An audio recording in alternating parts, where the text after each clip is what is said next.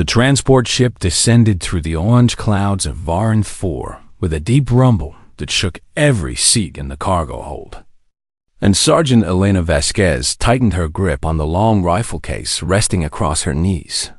She was the only human on the transport. Around her sat cadets from a dozen different species, and not one of them had looked at her with anything other than curiosity or contempt since she boarded 6 hours ago at the relay station. The Crithians were the worst. She decided they stood nearly 7 feet tall with 4 muscular arms and skin that shifted colors based on their moods. And right now the 3 of them sitting across from her had turned a shade of amused purple as they stared at her equipment. "Is that a kinetic rifle?" one of them asked, his voice carrying through the hold so everyone could hear. Elena did not look up. "Yes," she said. The Crithian laughed, and his 2 companions joined him, their 4 arms slapping against their armored thighs in what she assumed was their version of knee-slapping humor. "I have not seen one of those outside a museum," he continued, leaning forward with all 4 hands on his knees. "Did your species run out of plasma cores, human?" "No," Elena said, still not looking up. "I just prefer this one."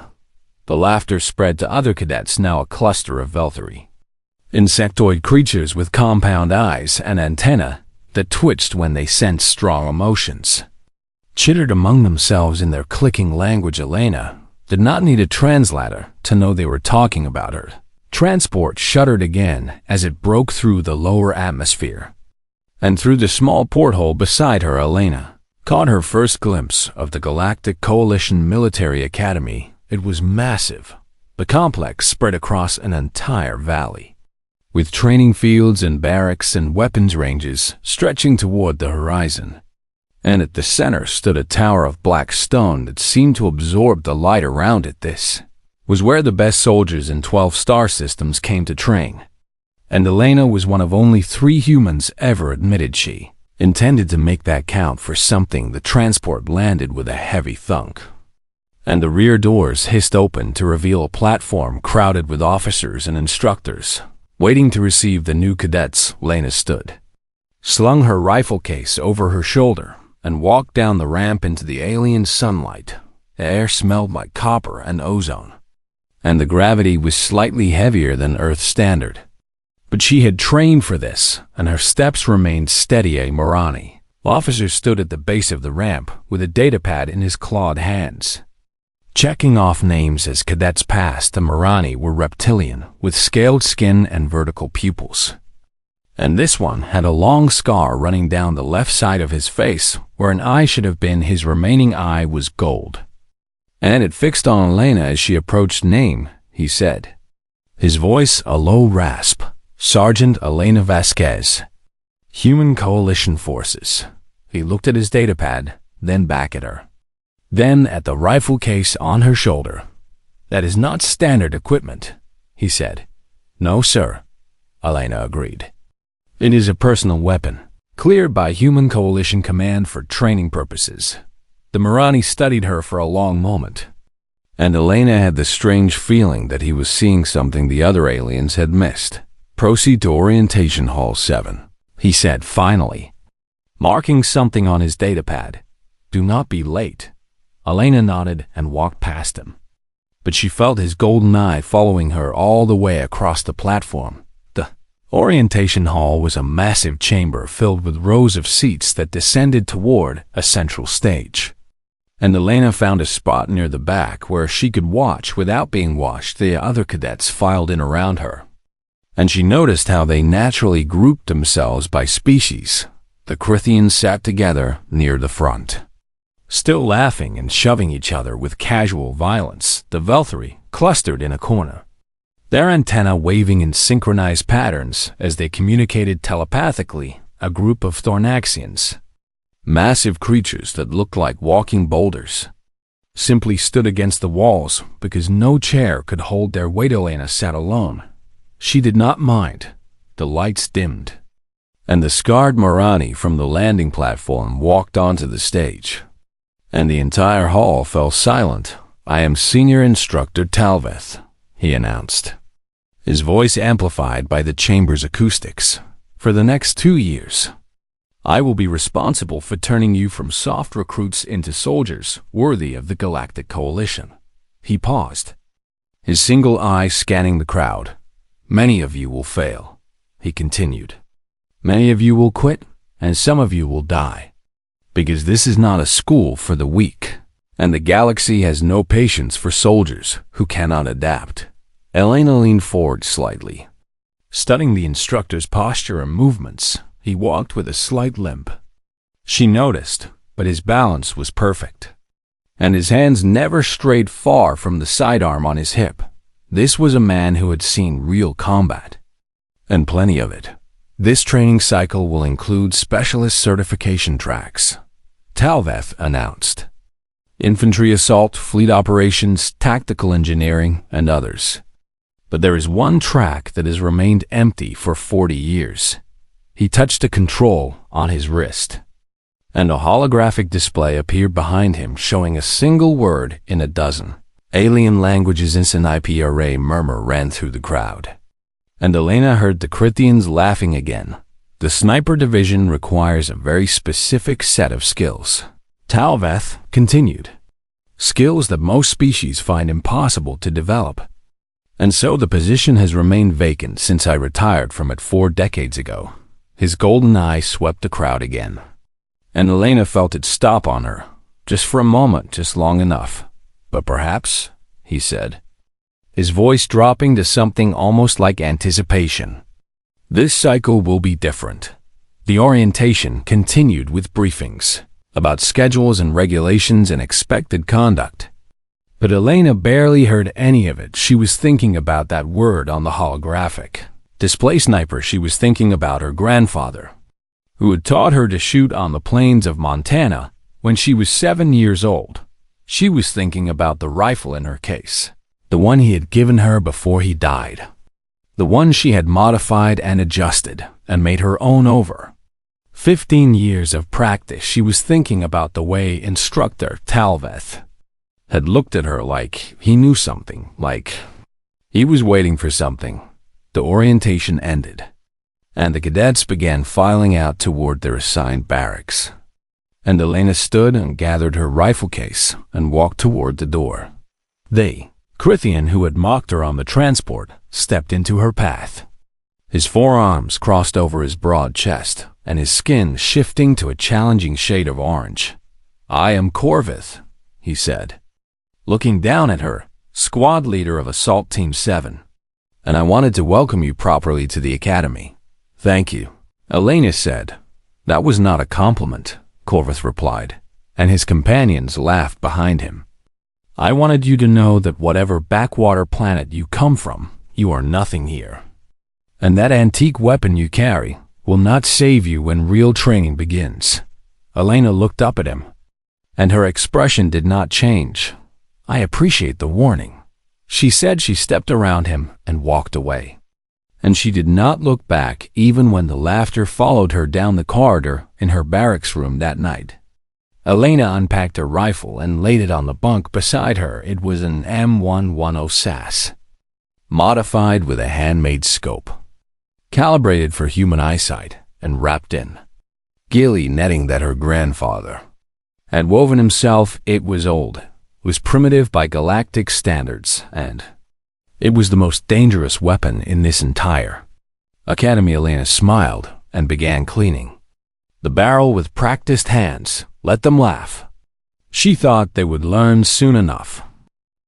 The first month at the academy broke Elena in ways she had not expected. She had trained hard on Earth, pushing her body through military courses designed to test the limits of human endurance. But nothing had prepared her for competing against species that were simply built different. The Crithians could run twice as fast as any human with their powerful digitigrade legs. The Velthari could communicate telepathically during squad exercises, coordinating their movements without speaking a single word. Even the massive Thornaxians, slow as they were, could absorb weapons fire that would kill a human 10 times over, and Elena was expected to keep up with all of them. she failed the first squad tactics evaluation and the second and the third by the seventh consecutive failure. The other cadets had stopped laughing at her because she had become so irrelevant that she was not even worth mocking. Anymore, she was simply the human who could not keep up. The one who slowed down every team she was assigned to. The one who other cadets requested to not have on their squad corvette made a point of walking past her in the mess hall every day, his forearms loaded with food. His skin that satisfied purple color that meant he was enjoying himself. Another failure today, human? He would ask, not even slowing down. Perhaps tomorrow you should try harder. Elena would say nothing. She would eat her food in silence. And then she would return to her room and clean her rifle. And then she would lie awake at night wondering if she had made a terrible mistake coming here on the 42nd day of training. Everything changed the day's exercise had been a disaster. Elena's squad was tasked with defending a position against a simulated enemy assault, and she had been assigned to provide covering fire from an elevated position while the Crithians and Velthari handled the close combat. It should have been simple, but her rifle, her beloved kinetic rifle, could not cycle fast enough to match the speed of the attacker's plasma weapons could fire dozens of shots per second. But Elena's rifle required her to chamber each round manually. And by the time she had lined up her third shot, the exercise was already over. Her squad had lost again. Vasquez, a voice called as she walked back toward the barracks with her head down. Come with me.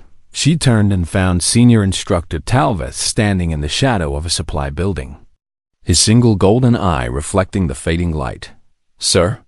She asked. That was not a request, he said. And he turned and walked away without waiting to see if she would follow. Elena followed. He led her across the academy grounds to a section she had never visited before. A cluster of low buildings surrounded by a fence marked with warning signs in a dozen languages. Toveth entered a code on the gate and walked through without looking back. And Elena hurried to keep up. Inside one of the buildings was a room unlike any she had seen at the academy. The walls were covered with old photographs and holographic displays showing soldiers in various poses, all of them holding long rifles similar to her own. And in the center of the room, mounted on a display stand, was a weapon that made Elena's breath catch in her throat.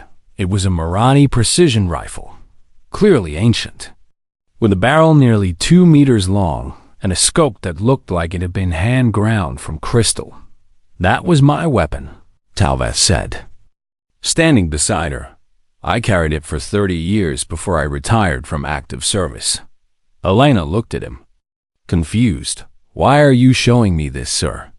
Talveth walked to a chair and sat down heavily. And for the first time, Elena noticed how tired he looked beneath the scars and the military bearing. Tell me. Vasquez, he said, how long can you stay still? The question surprised her. I do not understand. Sir, it is a simple question, Talveth replied. If I asked you to lie in one position without moving, without speaking, without doing anything except breathing and waiting, how long could you do it? Elena thought about it. She thought about hunting with her grandfather in the mountains of Montana, lying in the snow for hours, waiting for a deer to cross their path. She thought about the patience he had taught her, the way he had shown her how to slow her heartbeat and quiet her mind and become part of the landscape, as long as it takes. She said. Finalitalev smiled, and it was a strange expression on his scarred face. That is the answer I was hoping for, he said. Sit down, Vasquez, because I am going to tell you something that will change your understanding of everything you have experienced at this academy. Elena sat. You have been failing, Talveth continued. 7 evaluations in a row, and I have watched every single one of them. And I have seen exactly what I expected to see. Sir, I have been trying my best. I know you have, he interrupted. And that is the problem. Because you have been trying your best at tasks that were never designed for your species. He leaned forward, his golden eye intense. The Crithians are fast because their homeworld has predators that can outrun ground vehicles, he said. The Velthari are telepathic because they evolved in hive colonies where individual thought was dangerous. And the Thornaxians are armored because their planet is constantly bombarded by meteorites. He pointed at Elena. And humans. He said, "What did humans evolve to be?" Elena shook her head. "I do not know what you want me to say." "Sir, you evolved to be patient," Talvez said. "Your ancestors did not outrun their prey. Vasquez, they followed it, for hours, for days if necessary, walking steadily while faster animals exhausted themselves. And then they killed." He stood and walked to the window, looking out at the training grounds. "In all my years at this academy, I have seen hundreds of species attempt the sniper certification," he said. "The Crithians cannot sit still for more than 20 minutes before their muscles begin to spasm. The Velthari go mad without the constant contact of their hive mind. And the Thornaxians cannot control their breathing well enough to make precision shots." He turned back to Elena. "But humans," he said. "Humans can lie in the dirt for 3 days waiting for a single target. Because your species finds peace in stillness. Because you evolved to be the most patient predators in the galaxy." Elena felt something shift inside her. Something that had been wound tight with failure and frustration beginning to loosen. "The sniper division." She said. Talvez nodded. "I recognized your rifle the moment I saw it," he said. "The modifications, the ghillie wrap, the hand-file trigger. Those are not the marks of a soldier who wants to spray fire at the enemy, Vasquez. Those are the marks of someone who understands that sometimes one shot is all you need." He walked to a cabinet and pulled out a datapad. "Starting tomorrow, you will train with me," he said, "privately, away from the others. And I will teach you what it truly means to be a sniper." Elena stood, her heart pounding. "Why me, sir?" she asked. "Why are you doing this?" Talvez looked at her, and for a moment the hardness in his face softened. "Because I have been waiting 40 years for someone who could understand," he said. "And I was beginning to think no one ever would." He handed her the datapad. "Report to Training Ground 17 at dawn," he said. "And bring that beautiful rifle of yours." Elena took the datapad, and she felt tears threatening to form in her eyes. But she forced them back. "Yes, sir," she said. "I will be there." She walked out into the night. And for the first time since arriving at the academy, Elena Vasquez felt like she might actually belong here after all.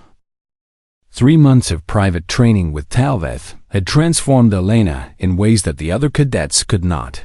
Understand, she still failed the standard squad evaluations, still came in last during the speed drills and the close combat exercises. And Corvus still mocked her every chance he got, but something had changed in her eyes.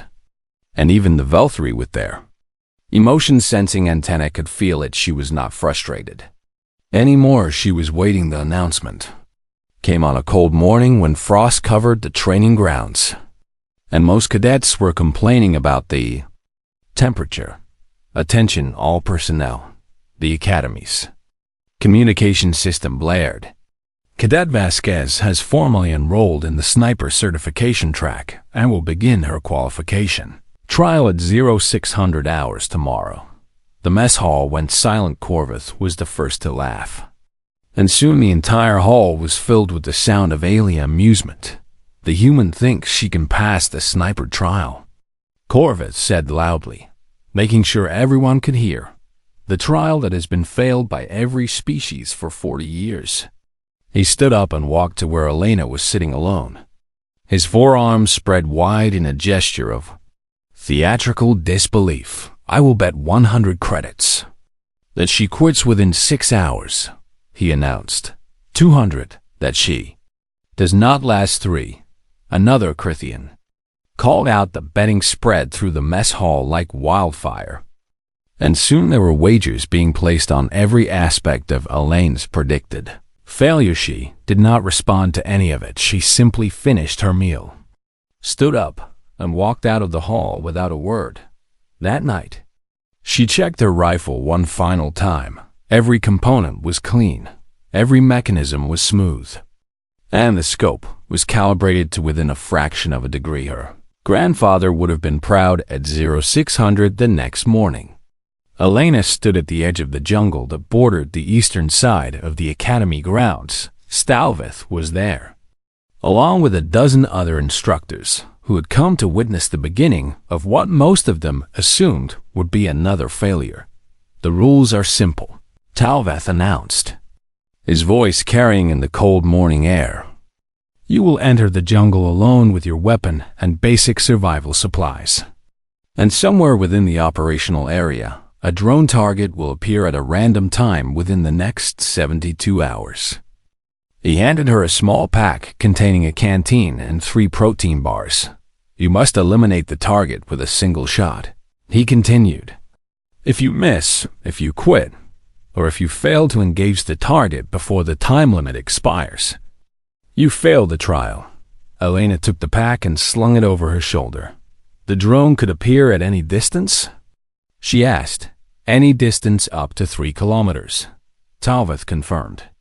"And it will only be visible for 30 seconds before it relocates." 3 kilometers, that was nearly twice the effective range of most plasma rifles. And the other instructors exchanged skeptical glances. "Any questions?" Talveth asked. Elena shook her head. "Then begin," he said. She turned and walked into the jungle. Without looking back, the first 6 hours were the hardest. Not because of any physical challenge, but because Elena knew that everyone was watching her vital signs on the monitoring system and waiting for her to fail. She found a position on a ridge overlooking a wide valley, a spot where she could see nearly 2 kilometers in every direction. And she began to dig in. The jungle floor was soft and damp, and she used her hands to scrape out a shallow depression that would hide her body while still allowing her to aim. Then she covered herself with leaves and branches and the ghillie netting from her rifle, and she became invisible. And then she waited back at the academy. The monitoring station was crowded with cadets who had come to watch the human fail. Corveth was at the front, his skin a satisfied orange color as he watched the display showing Elena's vital signs. 6 hours, he announced. "She has not moved more than 2 meters since she entered the jungle. But she will crack soon. Her heartbeat is remarkably steady," one of the Velthari observers noted, her antenna twitching with confusion. "I have never seen a candidate remain so calm for so long." "Give it time," Corveth said confidently. Hour 12 past. Elena had not moved. Hour 18, still no movement by hour 24. The mood in the monitoring station had shifted from amusement to something closer to unease. "This is not normal," a Thornaxian instructor rumbled. "No species can remain motionless for this long without psychological degradation. Her vitals are perfect," another instructor replied, staring at the display. "Heart rate 52 beats per minute. Breathing slow and regular. No signs of stress or fatigue." Corveth's skin had shifted to a confused gray color. "She must be sleeping," he said. "Negative," Talveth replied. And everyone turned to look at him. "Her brain activity shows she is fully conscious and alert. She is simply waiting." Hour 36. Elena lay in her hide, feeling the insects crawl across her skin and the rain soak through her clothing. And she did not move. She thought about her grandfather. She thought about the deer hunts in Montana, where he had taught her that the animal would always come if she was patient enough. She thought about his voice, calm and steady, telling her that the shot would present itself when it was ready and not a moment before. Hour 48. The cadets watching the monitors had grown quiet. Even Corveth had stopped making jokes. There was something unsettling about watching a creature remain so perfectly still for so long. Something that reminded the alien observers that humans were not just slow and weak. They were predators, patient, relentless predators who had conquered their own world not through speed or strength, but through sheer stubborn persistence. Hour 60. Elena's canteen was empty and her protein bars were gone. But she did not move. Her muscles ached and her joints screamed for relief. But she did not move. She had become part of the jungle floor, just another patch of leaves and shadow. And she would remain that way until the moment. Came hour 71. Throne appeared. It materialized on the far side of the valley. A small silver sphere, hovering just above the tree canopy. Exactly 2.3 kilometers from Elena's position at the monitoring station. Alarms began to sound. Target acquired. An instructor announced. Distance 2,300 meters. Target will relocate in 30 seconds. That is impossible, Corvith breathed. No kinetic rifle has that kind of range. Talveth said nothing. He simply watched in her hide. Elena saw the glint of silver through her scope. 0.3 kilometers. She had practiced this shot 1,000 times in simulation, adjusting for wind and gravity and the rotation of whatever planet or moon she was on. She controlled her breathing, slowing it to almost nothing. She felt her heartbeat. Steady and calm, she waited for the space between beats, and she fired. The rifle kicked against her shoulder, and the sound of the shot echoed across the valley. And for one long moment, nothing seemed to happen. Then the drone exploded at the monitoring station. The display showed a single word flashing in green. My native room was completely silent. Talveth stood and walked to the door. I will meet her at the extraction point, he said. And there was something in his voice that sounded almost like pride. 3 hours later, Elena walked out of the jungle. She was covered in mud and leaves. Her eyes were bloodshot from lack of sleep, and she moved slowly on stiff legs, but she was smiling. The cadets who had gathered to watch her emerge said nothing as she passed. Corvith stood among them, his skin a pale white color that Elena did not recognize. She walked up to Talveth and unslung her rifle and placed it in his hands. Certified, she said. Talveth looked at the rifle, then at her, and he nodded once. Certified, he agreed, and somewhere in the crowd, a Velthari cadet turned to her companion and whispered something that would spread through the academy like wildfire. I think we have been underestimating the humans. 6 months after her certification, Elena received her first real mission. The message came through secure channels at midnight, coded with the highest priority markers the Coalition used. And within an hour she was aboard a stealth transport heading toward the Corriban system. The briefing officer was a nervous Velthari colonel whose antenna never stopped twitching as he explained the situation. Outpost Corriban is a Coalition research station on the third moon, he said, his voice clicking with stress. 3 days ago, Wraith Collective insurgents took control of the facility and captured Commander Lexon along with 47 civilian researchers. Elena studied the holographic display showing the outpost layout. What are their demands? She asked.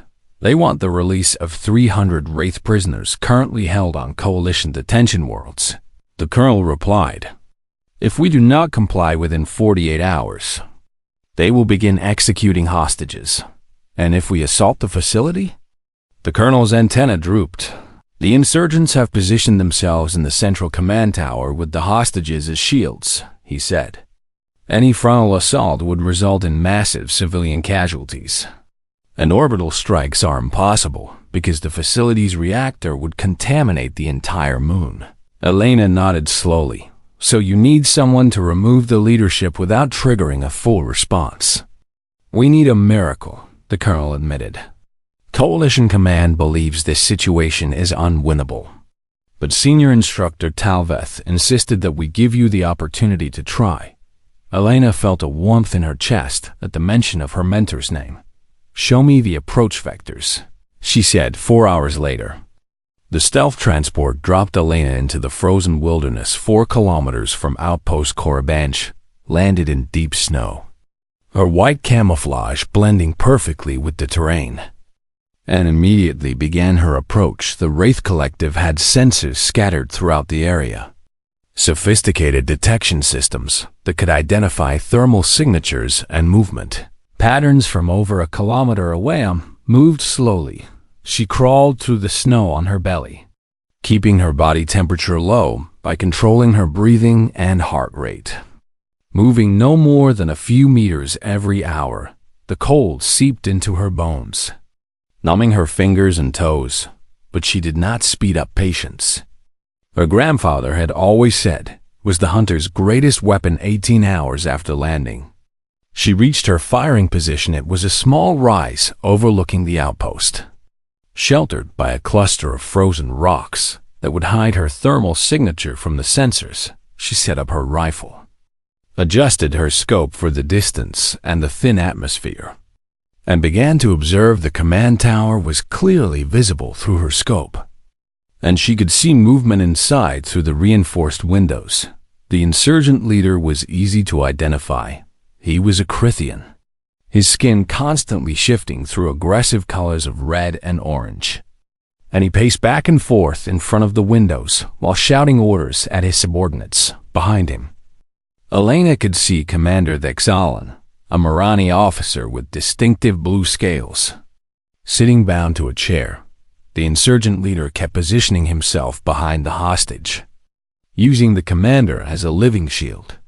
Whenever he approached the windows, understood immediately why a standard assault was impossible. Any sniper using conventional weapons would have no shot. The gap between the hostage and the leader was less than 30 centimeters, and the leader never stood still for more than a few seconds at a time. But Elena was not a conventional sniper. She settled into her position and began to wait back at coalition command. The generals were arguing.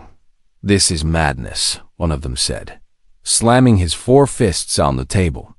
"You are trusting the fate of 47 hostages to a single human with an antique rifle?" "I am trusting the fate of 47 hostages to the only certified sniper in the coalition military," Talveth replied calmly. "She has trained for exactly this situation. She has been in position for 6 hours," another general noted. Studying the sensor data, the insurgent leader is never exposed for more than 2 seconds at a time, and the shot window is practically non-existent. Talveth nodded. "She knows that. Then what is she waiting for?" Talveth smiled slightly. "She is waiting for the right moment," he said. "That is what snipers do," at her position overlooking the outpost. Elena watched and waited. She had been tracking the insurgent leader's patterns for 8 hours now, memorizing his movements, learning his habits, predicting where he would stand and when he was disciplined. She had to admit he never stayed in one spot, never gave a clean shot, always kept the hostage between himself and potential threats. But he was also arrogant. Every 43 minutes, he would walk to a communication terminal near the window to check for responses from Coalition Command, and for exactly 0.3 seconds, he would stand in a gap between 2 hostages while he reached for the terminal. 0.3 seconds at 1.8 kilometers, through a gap less than 20 centimeters wide. Elena had made harder shots in training. She adjusted her scope one final time, checking her calculations against the atmospheric data and the gravitational pull of the moon. Then she slowed her breathing. She felt her heartbeat steady, calm, waiting. The insurgent leader began walking toward the communication terminal. Elena tracked him through her scope. He reached the gap between the hostages. She fired between heartbeats. The shot traveled for 1.4 seconds, crossing the frozen terrain in a straight line that seemed to bend slightly as it compensated for wind and gravity. It passed through the 20-centimeter gap without touching either hostage. It struck the insurgent leader in the center of his forehead. Was dead before he hit the ground at Coalition Command. The sensor data updated in real time. "Target eliminated," an officer announced, his voice filled with disbelief. "Single shot. Clean kill. No collateral damage." The room erupted in chaos as the insurgents inside the outpost began to panic without their leader. They had no coordination, no chain of command, and within minutes the coalition assault teams were breaching the facility from multiple directions. The hostages were rescued without a single additional casual. Talveth stood quietly in the corner of the command center, watching the operation unfold, and when the final insurgent surrendered, he allowed himself a small smile. "Get me a communication line to Specialist Vasquez," one of the generals ordered. And moments later, Elena's voice crackled through the speakers. "Vasquez here. Specialist." "This is General Korth," the general said. "I want you to know that what you accomplished today was nothing short of extraordinary, and the coalition is in your debt." There was a pause. "Just doing my job." "Sir," Elena replied, and Talveth could hear the exhaustion in her voice. "Request permission to begin extraction." "Granted," the general said. "And Specialist, when you return to base, I want to discuss the future of the sniper division with you." "Understood." "Sir." The line went dead. General Korth turned to Talveth. "You were right," he admitted. "We did not need an army." Talveth nodded. "No," he agreed. "We just needed a human with a rifle." The transport carrying Elena back to the academy was very different from the one she had arrived on 2 years earlier. This time she did not sit in the cargo hold with the other passengers. This time she had a private cabin, and the crew treated her with a respect that bordered on reverence. Word of what she had done at Outpost Corbin had spread through the coalition, military like fire through dry grass. And by the time her transport touched down on Varn 4, there was a crowd waiting to greet her. Elena stepped off the ramp and stopped in surprise. Hundreds of cadets and instructors had gathered on the landing platform, standing in formation. And as she appeared, they snapped to attention with a precision that would have impressed even the strictest drill sergeant. At the front of the formation stood Talveth, his scarred face unreadable, but his single golden eye gleaming with something that might have been pride. Beside him stood a figure that made Elena's heart skip a beat. Korthi, Krithian, who had mocked her from the first day she arrived, was standing at attention. His forearms pressed rigidly to his sides, and his skin a pale shade that Elena had learned to recognize as shame as she walked down the ramp. He stepped forward. "Specialist Vasquez," he said, his voice loud enough for everyone to hear. "I wish to offer a formal apology for my behavior during your training." Elena stopped in front of him. "That is not necessary." "It is necessary," Korvith interrupted, and his skin shifted to a deeper shade as emotion crept into his voice. "I mocked your weapon, I mocked your skills, and I mocked your species, and I was wrong about all of it." He dropped to one knee, a gesture that Elena had never seen a Krithian make before.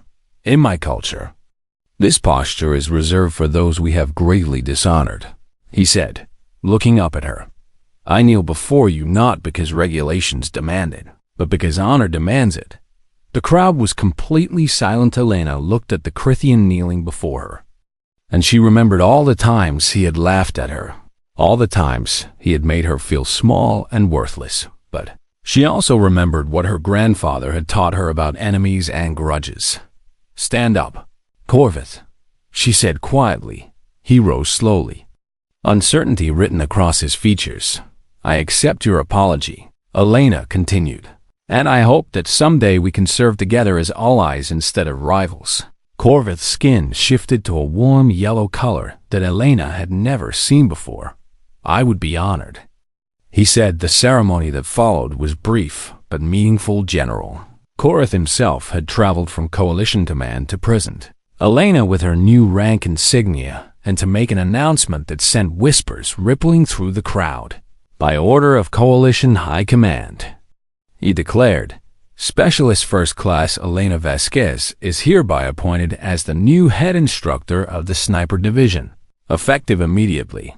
Elena stared at him in shock. "Sir, I am not sure I am qualified. You are the only certified sniper in the Coalition military." The general replied with a slight smile. "That makes you the most qualified person for the job by default." The crowd erupted in applause, and Elena felt tears threatening to form in her eyes as the weight of the moment settled over her later that evening. After the ceremonies had ended and the crowds had dispersed, Elena found Talveth waiting for her outside the sniper training facility.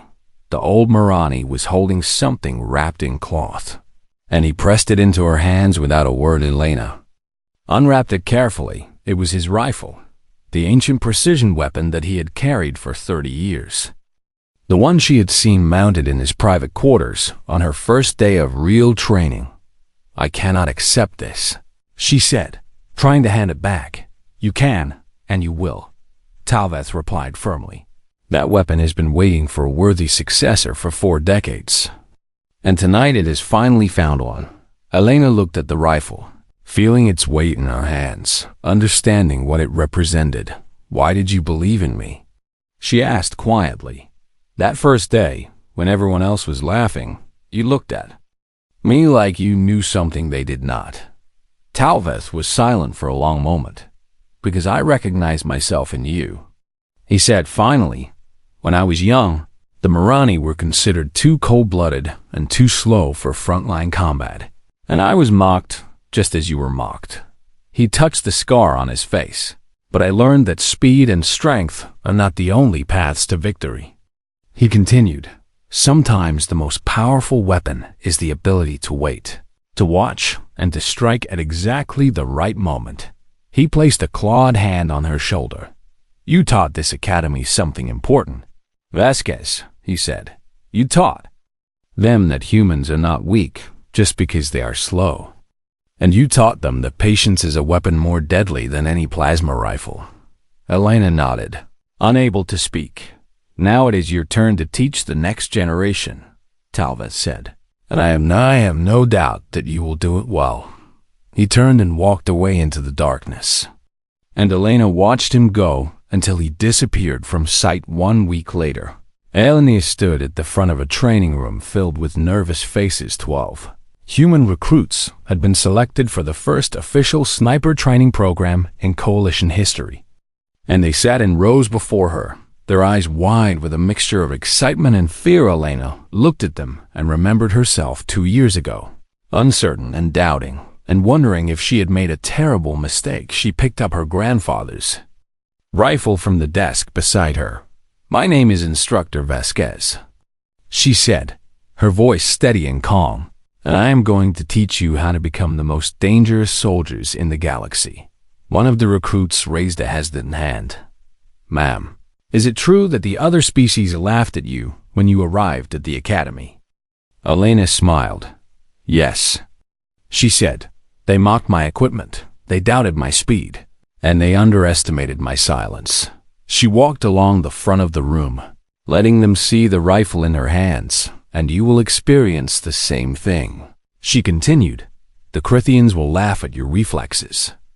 The Velthari will dismiss your isolation, and the Thornaxians will question your endurance." She stopped and faced them. "Let them," she said, "because when the moment comes, and it will come, you will not need to be fast." She held up the rifle. "You will not need to be loud." She chambered around, the sound echoing through the silent room. "You will only need to be patient."